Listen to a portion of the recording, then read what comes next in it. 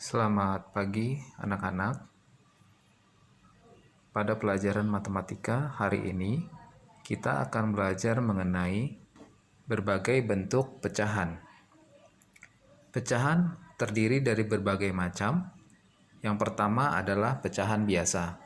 Pecahan biasa itu sendiri dibagi menjadi dua, yaitu pecahan murni dan pecahan tidak murni. Kalau pecahan murni itu adalah pecahan yang pembilangnya itu lebih kecil dari penyebutnya. Maksudnya, pembilang adalah angka yang di atas. Jadi angka yang di atas itu lebih kecil dibandingkan angka yang di bawah. Misalkan ini, 1 lebih kecil dari 3. Jadi pembilangnya lebih kecil dari penyebutnya. Ini juga sama, 2 atasnya 2, pembilangnya 2, sedangkan bawahnya 3, penyebutnya 3. Jadi yang atas lebih kecil dari yang bawah. Itu artinya pecahan murni. Yang kedua adalah pecahan tidak murni. Kalau pecahan tidak murni itu adalah pembilangnya lebih besar dari penyebutnya, yaitu atasnya lebih besar dari angka bawahnya. Itu yang namanya pecahan tidak murni. Kemudian selanjutnya kita masuk ke bentuk yang kedua. Bentuk yang kedua adalah pecahan campuran. Contoh pecahan campuran itu seperti ini, misalkan 1 per 2 atau 2 per 5. Nah, sekarang kita mau belajar untuk mengubah dari pecahan biasa ke pecahan campuran. Ya, dari pecahan biasa ke pecahan campuran. Misalkan di sini saya tulis pecahan 5/3. Ini saya mau rubah menjadi pecahan campuran. Nah, pertama-tama kita melakukan pembagian terlebih dahulu, yaitu pembagian bersusun ke bawah. Nah, pembagian bersusun ke bawah, jadi nanti di sini saya tulis yang angka di atas itu kita taruh di dalam 5, terus sedangkan angka yang bawah kita taruh di luar. Nah, setelah itu baru kita lakukan pembagian bersusun ke bawah. 3 mau jadi 5, ya, itu dikali yang perkalian 3 yang mendekati 5 hasilnya itu adalah dikali 1. Dikali 1 hasilnya adalah 3. Terus baru kita kurangkan, selalu dikurangi di sini tandanya. 5 dikurang 3 itu 2. Nah, karena 2 sudah lebih kecil dari 3, kita bilang 2 ini adalah sisanya. Sehingga nanti cara kita merubah pecahan ini, pertama-tama kita siapin dulu tanda pernya, angka 3-nya kita tulis lagi. Nah, sudah. Angka 1 yang di atas ini kita taruh di depan sini. Sedangkan sisanya kita taruh di atas. Nah, oke, contoh yang kedua. Misalkan saya punya 8/3. Mau dirubah ke pecahan campuran. Jadi kita lakukan lagi pembagian bersusun ke bawah. 8-nya di dalam, 3-nya di luar. Nah, perkalian 3 yang hasilnya mendekati 8. Jadi tidak boleh lebih dari 8. Itu adalah 3 kali 2. Kalau 3 kali 2 itu adalah 6. Sedangkan kalau 3 kali 3, 9. 9 lebih besar dari 8, jadi tidak boleh. Jadi kita pilih 3 kali 2. Nah, kemudian kembali kita kurangkan. 8 dikurang 6 adalah 2. Sampai sini, karena 2 sudah lebih kecil dari 3, maka kita berhenti.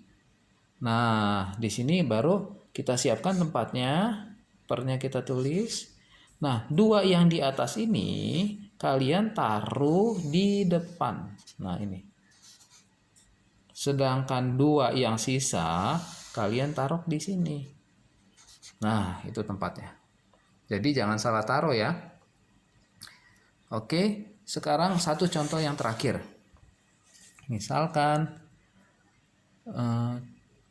7/2 sama dengan kita bagi 7 di dalam, 2 di luar. Perkalian 2 yang hasilnya paling mendekati 7 adalah 2 kali 3. yaitu hasilnya 6 tadi. Kemudian kita kurangkan, 7 kurang 6 adalah 1. Nah, setelah dapat ini maka nanti kalian siapkan dulu tanda pernya. 2-nya kalian tulis lagi dulu 2-nya. Nah, setelah itu baru yang atas ini, angka yang atas ini kalian taruh di depan. Sedangkan yang angka yang di bawah kalian taruh di sini. Nah, itulah cara untuk merubah dari pecahan biasa menjadi pecahan campuran. Bentuk yang ketiga itu adalah bentuk pecahan desimal. Pecahan desimal. Nah, pecahan desimal ini adalah pecahan yang bentuknya itu kalau bahasa sehari-harinya itu adalah koma-komaan. Misalkan gini, 0,2. Atau bisa juga 1,375. Nah, ini adalah semua adalah contoh dari pecahan desimal. Nah, di sini kita mau belajar cara membacanya. Jadi misalkan kalau 0,2 itu dibacanya ada 2 cara bacanya, yaitu yang pertama ini dibacanya kalau angka 0 ini adalah angka satuan. Ya, kalau ini adalah persepuluhan. Jadi, kalau cara bacanya adalah 2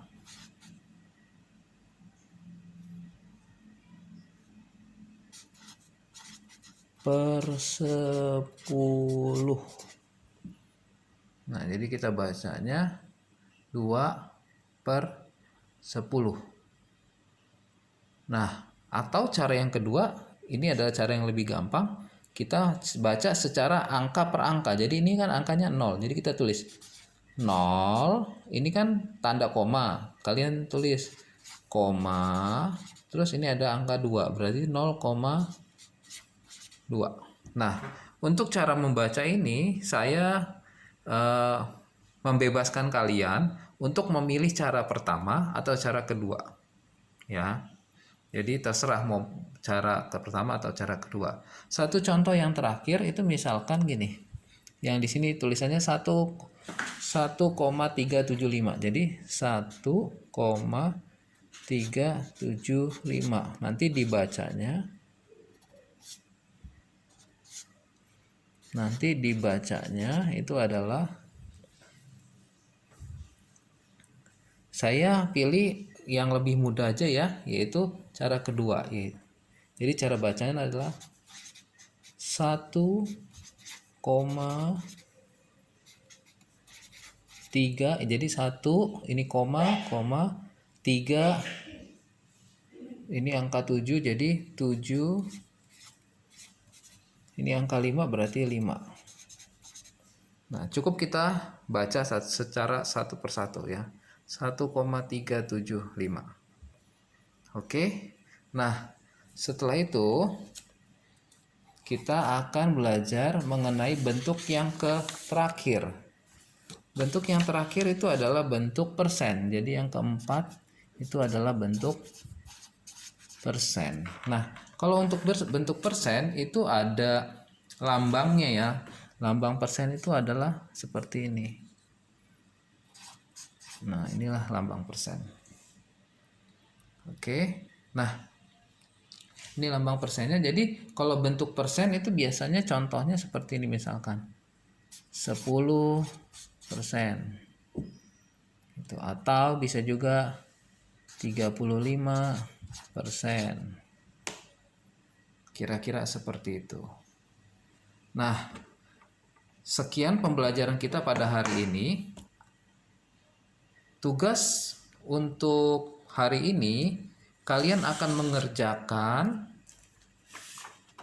mengerjakan yaitu latihan 4 halaman 13 dari buku cetak ESPS itu nomor 1A sampai 1H, lalu 2A sampai 2H, kemudian 4A, 4B dan 4F. Sekian, terima kasih. Selamat belajar, selamat mencoba untuk mengerjakannya. Tuhan Yesus memberkati.